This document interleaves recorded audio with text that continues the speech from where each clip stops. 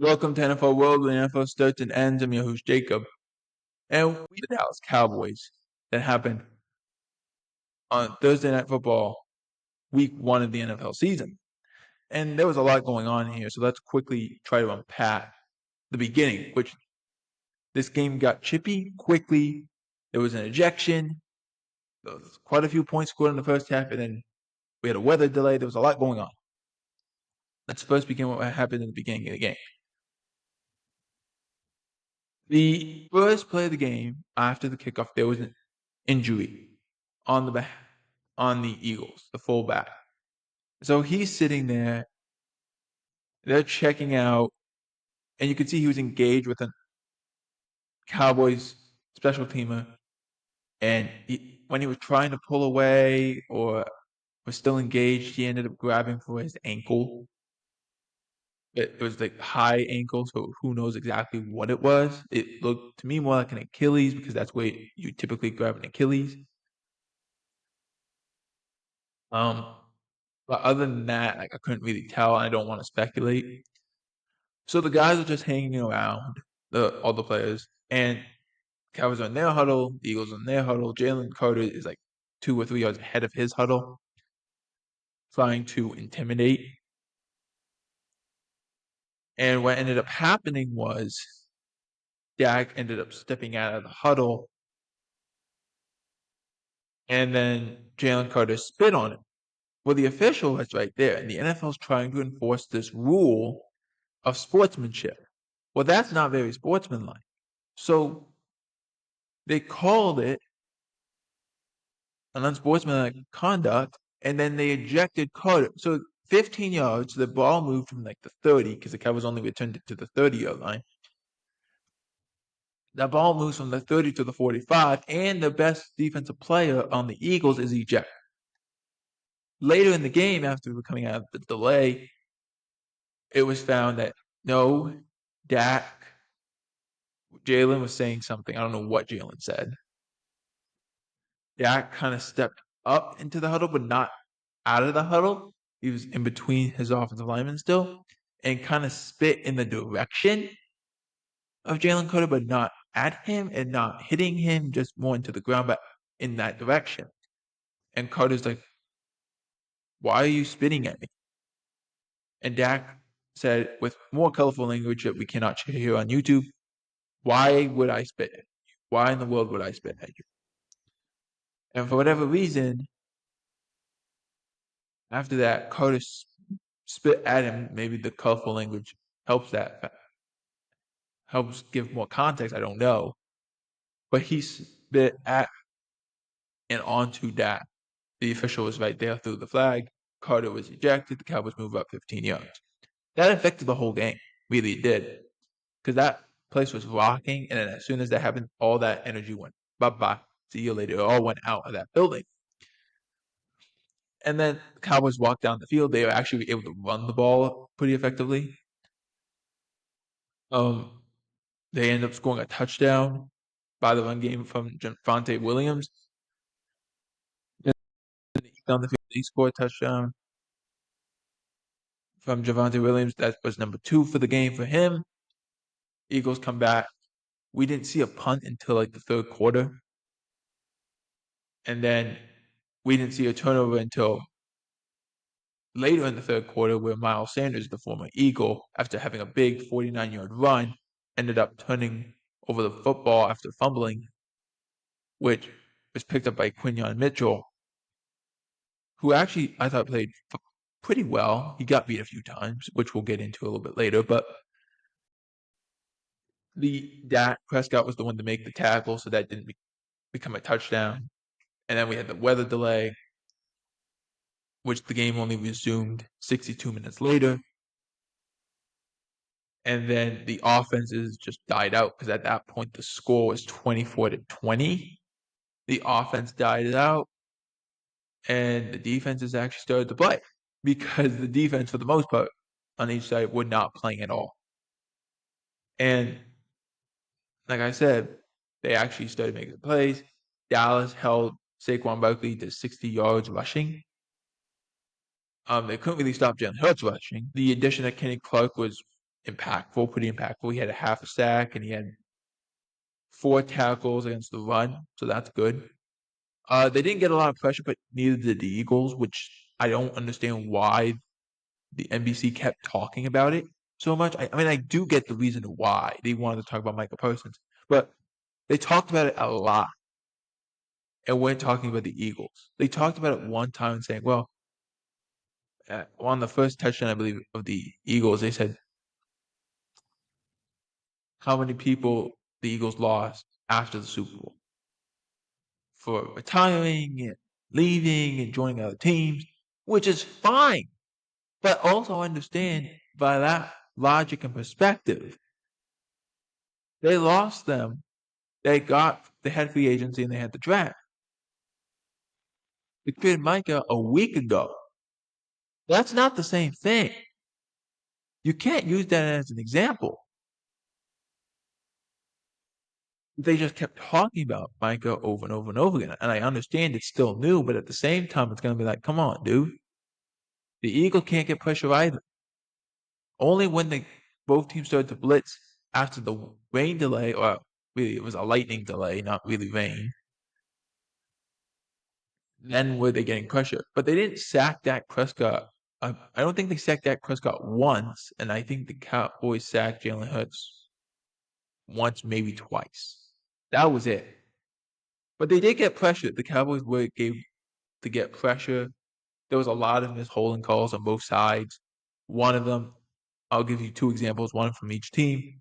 The Cowboys right tackle Terrence Steele, I don't know who he was rushing against him, but he had his whole arm around his neck. So that's a hold, but they didn't call it. Then there was another one of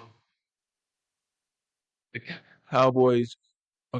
It's third down. The first touchdown from the Eagles. The left tackle Jordan Mailata grabs one of the Cowboys pass rushers.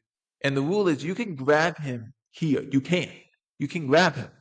You just can't restrict him. You can't hold him. You can't like pull the jersey or anything like that, which is what he was doing. So there was a lot of missed holds, which I get it's week one. You're going to miss some. We're going to miss some. The players are going to be out of shape. So the referees, that's how it works. They're not in peak form yet. It'll happen soon enough and we'll all be annoyed by it. Probably happen tonight. Who knows? But there was a lot of that. Like I said, we came back out of the weather delay. No offense scored. The offenses were practically shut down. The Cowboys had many opportunities to come back and hit a field goal and make the lead go down to 1. They had CeeDee Lamb had 3 drops officially, but it was technically 4. Where Dak hit him on a third down. Turpin's supposed to run a clear out route, which takes the safety and the linebacker, and then CD's going to cross over the middle to a wide open space where he'll catch the ball, be a first down. Turpin gets jammed by the safety, so there's a lot more bodies there. But the space is still pretty wide, and Dak throws the ball directly on the money, hits him right in the hands, right actually at his face. That ball goes through his hands, hits off his helmet, almost gets intercepted, which there was a lot of those too, of balls getting deflected off something and almost getting intercepted but didn't. There was an interception that should have been an interception, would have won the Eagles the game. It went through Quinyon Mitchell's hands. So then you had the second one, which was they ran on a different drive. They ran a different play where it was like post, but it was a couple notches to it. I don't know how to fully describe it. And Dak hit him in the breadbasket. Hits CD directly in his hands in the breadbasket, and CD drops it. And that one also almost got intercepted. And then on the fourth down, it was man coverage, so the ball has to go. Everyone's one-on-one. They ran a pick play. They had the right play on it. They ran a pick play. CD goes up the sidelines. He gets open. Dak throws the ball more in front so he doesn't, so the corner can't catch up to it. So CD dives for it. It's a tough grab, but the ball also hits him between the 8 and the, the 2 8. So he should catch it. He didn't. To which she said at the end, it was my bad. But that doesn't. You had so many opportunities to win that game, and with Carter not being in that game, you should have won that game. Yeah, if I'm the Cowboys, the offense looked good. The run game looked good. It wasn't perfect. Don't get me wrong. It wasn't perfect. But you had 22 rushes for 119 yards. That's pretty good for a team that couldn't run the ball last year. It's pretty good. You had motion, which I was excited about. The offensive line actually played good. There was a few missed assignments, but for the most part, played really well. Dak Prescott didn't take a sack, so that's good. They kept him primarily clean. Besides the drops, I thought they played well in the receiving core. They need to get George Pickens more involved, in my opinion. They didn't. He had 4 targets. He had 3 catches. The one the one target he didn't catch was they ended up getting a penalty on it. It was pass interference on Mitchell in the early half of the game, but they didn't get him involved. They got to find a way to get him involved. They really have to. It will make their team so much better if they can get him involved. Because if CD's having an off night, they got to get George Pickens more involved. That's what has to happen. Even though CD had 100 yards, they missed out on multiple opportunities to get multiple touchdowns from the receivers, including almost having 150 yards that they could have had they not done. Defensively, I thought they played good in the secondary. They stopped AJ Brown, they stopped Devontae Smith.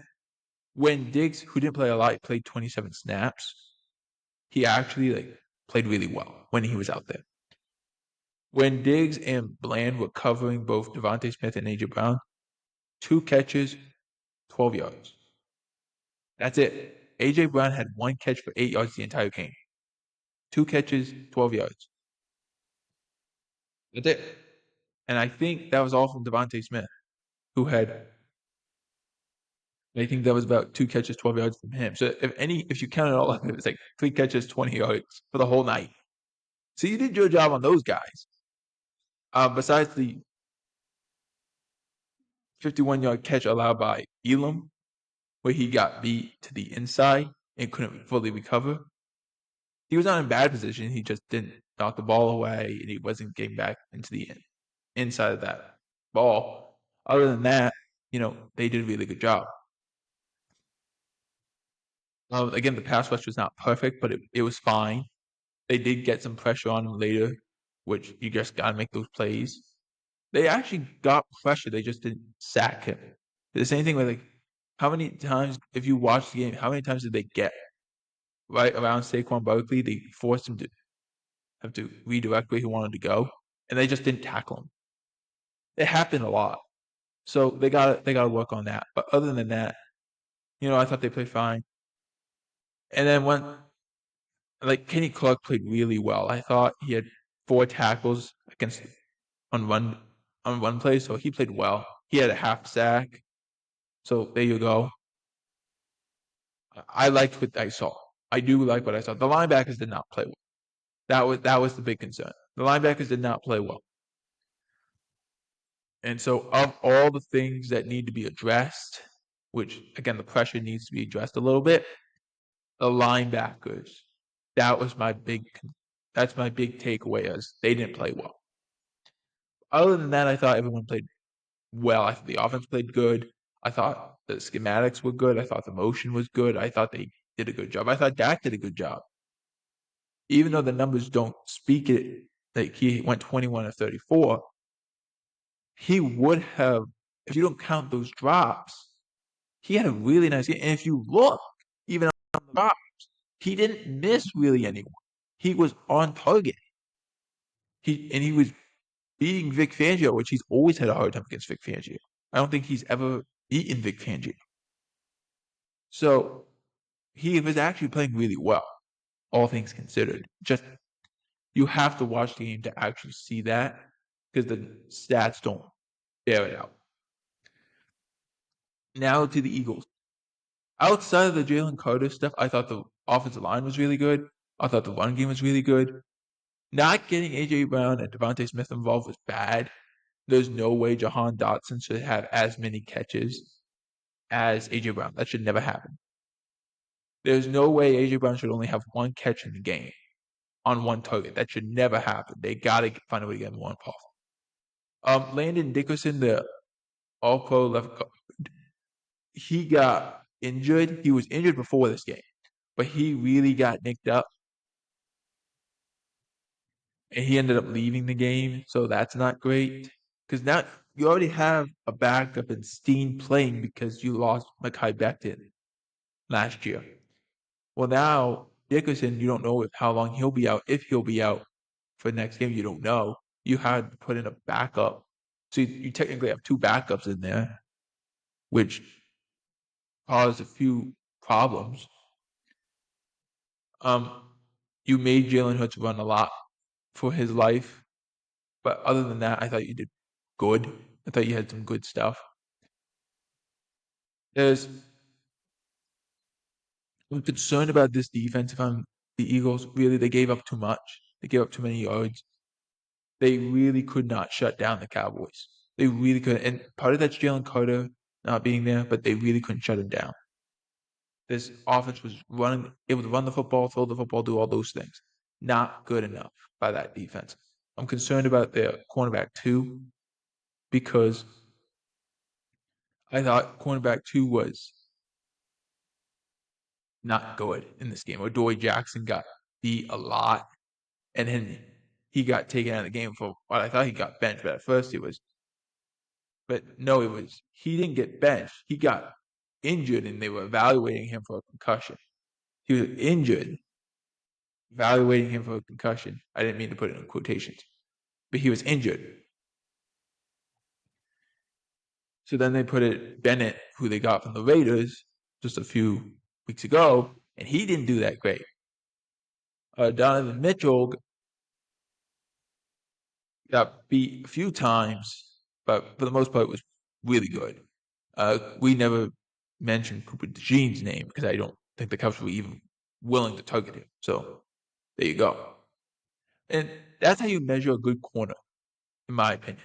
When we don't ever mention your name, that either means you weren't playing or they aren't targeting you. So therefore, that's good. If you say, well, you just said they mentioned Trayvon Diggs' name, they mentioned Devon Bland's name, they mentioned this, they mentioned that. Yes, they did. But sometimes if you make a good tackle too, they'll mention your name, obviously. Which, again, when you're stopping AJ Brown and Devontae Smith from having more than 3 catches in the game, that's impressive. So they didn't talk about that much either. So if I'm talking about, yeah, I thought the linebacking core was good from the Eagles. The secondary I'm a little concerned about. The defensive line without Carter did not look good. Like I said, they couldn't get pressure. They had to blitz, which is not Vic Fangio's thing. He doesn't like blitzing. He likes getting pressure with his front four, which was the reason they won the Super Bowl last year. They didn't blitz a lot. And when they did, made it even harder for the Chiefs, but they didn't blitz in that game. The same thing goes for they were trying not to, and they couldn't get pressure, so then they started to blitz, and they were getting some.